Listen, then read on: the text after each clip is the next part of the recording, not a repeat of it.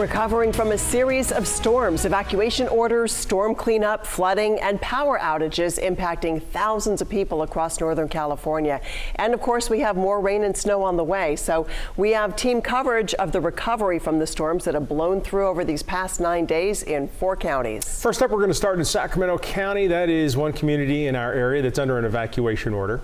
Right now, the town of Wilton's under that order. Those orders began yesterday. This is due to potential flooding after the community was heavily damaged by the storm last weekend. They wanted to make sure that people had plenty of time to leave if that became necessary. Let's go to KCRA 3's Brittany Hope. She is live right now outside the Wilton Fire Station. So what are crews getting ready for now, Brittany?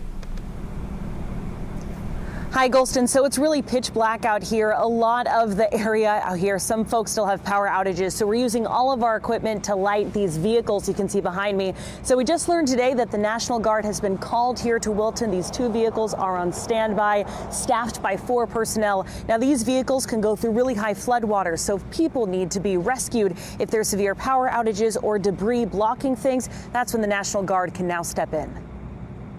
Flashback to New Year's Day. The Cosumnes River was so high it almost breached the Wilton Bridge.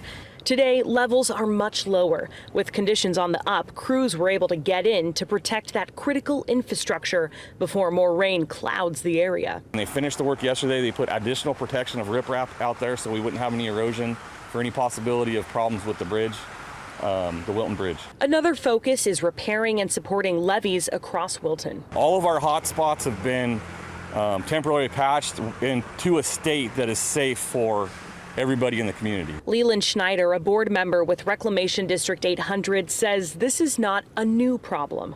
We need lots of money and we need some help from Mother Nature to get some sunshine out here. A price tag, he says, is $50 million and growing.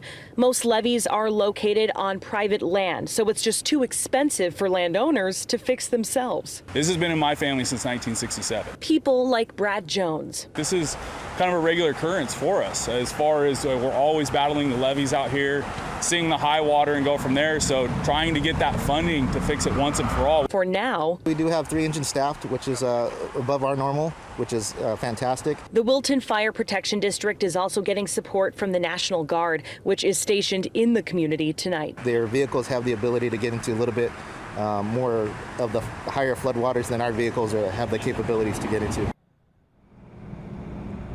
And again, back out here live, you can see those vehicles behind me and just how large they are. Now, we've been telling you today how President Joe Biden did approve a federal emergency declaration for California because of the storms. Officials here in Wilton tonight tell us that they're now looking into that to see if that could mean any more help or resources for this area. We're live in Wilton. Brittany Hope, KCRA 3 News.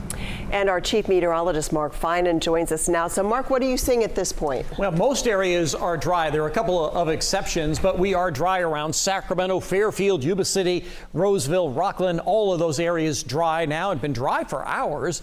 But the southern edge of the system is being rather stubborn to leave. So in areas of Tuolumne County and parts of Stanislaus County, it's still raining, especially around Sonora. Highway 49 and 108 getting a lot of rain, and here along Highway 120, especially along the old Priest grade right there, still getting a lot of heavier rain. I can zoom in on that a little bit more, and you can see the rain is kind of just south of Highway 4. It's dry in Angels Camp, but boy, around Sonora and Tuolumne, Twain Harte, Miwok Village getting some pretty good rain. Now, most areas had really good rain earlier today, but now dry. Sacramento picked up another 1.5 inches of rain. We're doing really good on our rain season.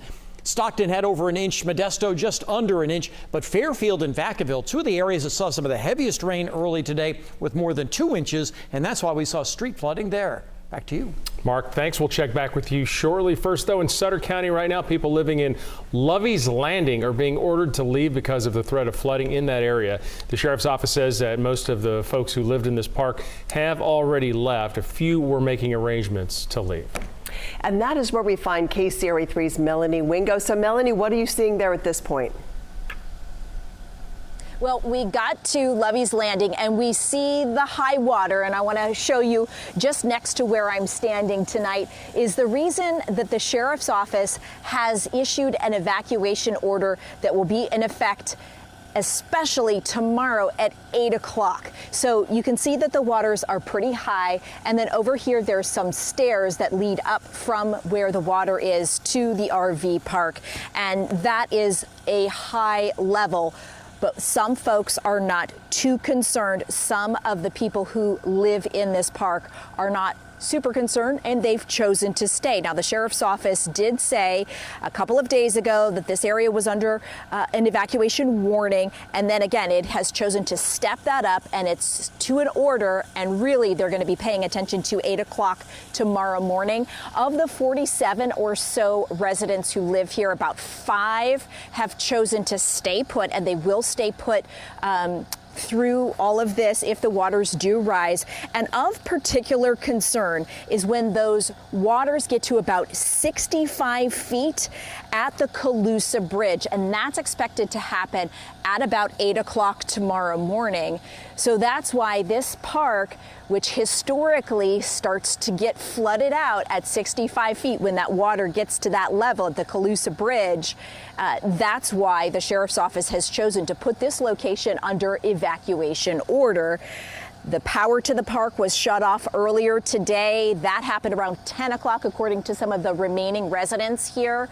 But they're keeping an eye on things. They're watching this water level. They've been in contact with the sheriff's office. They say they know the risks, and if things get much higher, then they will leave. But again, the power has been shut off for safety.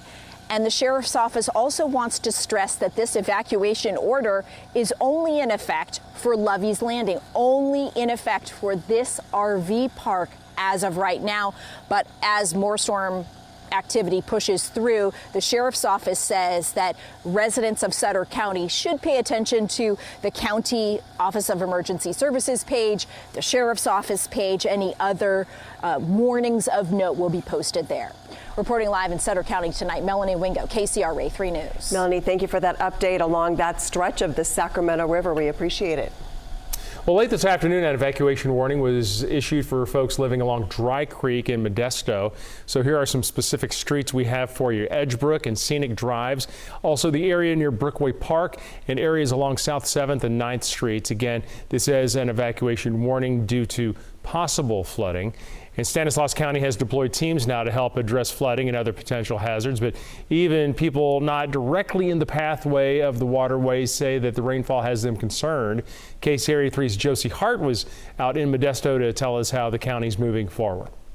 Modesto city crews are revving up their pumps, removing large quantities of water from some deep pockets on the streets. This scene here at Carver and Teresa Streets is just one of many throughout the city. Residents are on high alert, but one man says this flooding doesn't seem to be stopping many drivers from speeding through the slippery roads.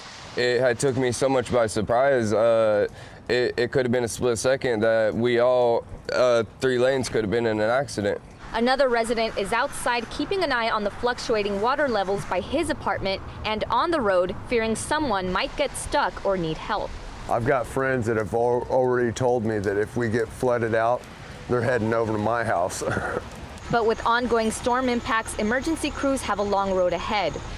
In this Roselawn Avenue and South Avenue neighborhood, toppling trees have many residents on the edge. This park right here is pretty old now, and the trees are just falling. Gabriel Lopez says he's grateful no one has been hurt so far, but worries more trees will be coming down over the next few days.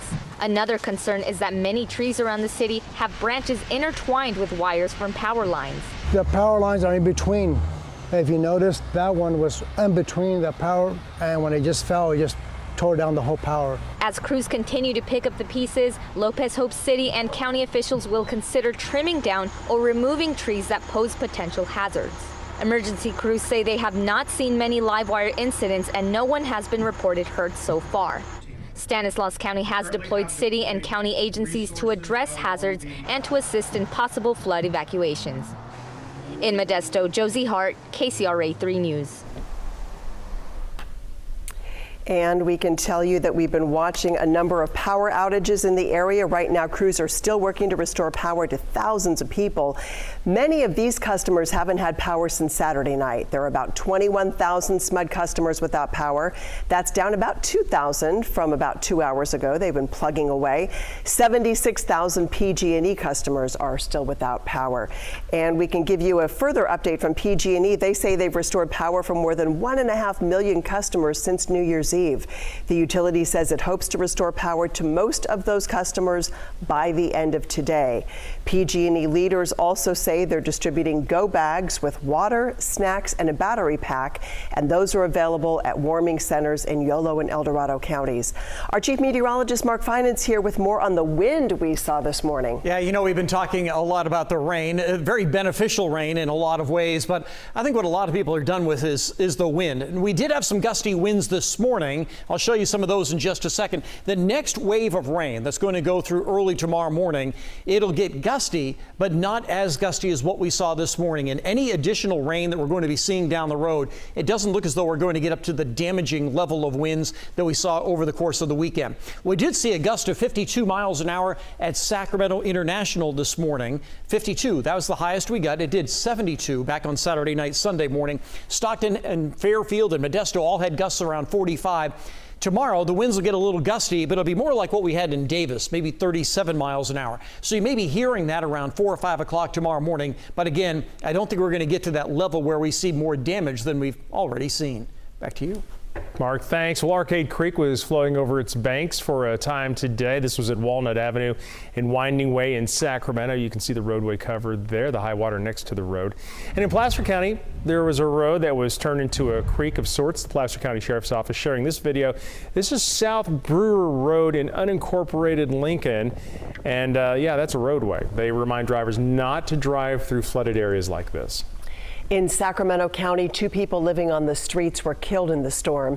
The body of a 40-year-old woman was found on North 5th Street on Friday, and the body of a 61-year-old man was found on Roseville Road Saturday. They were found with trees on top of their tents.